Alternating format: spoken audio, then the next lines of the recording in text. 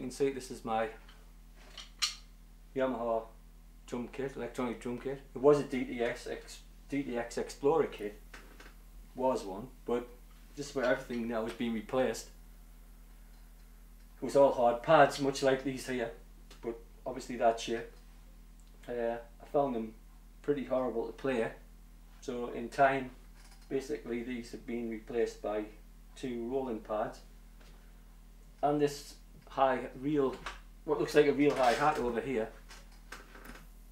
This is new, very soft, very much like a real hi-hat as opposed to just a round hard pad. Very playable, very soft.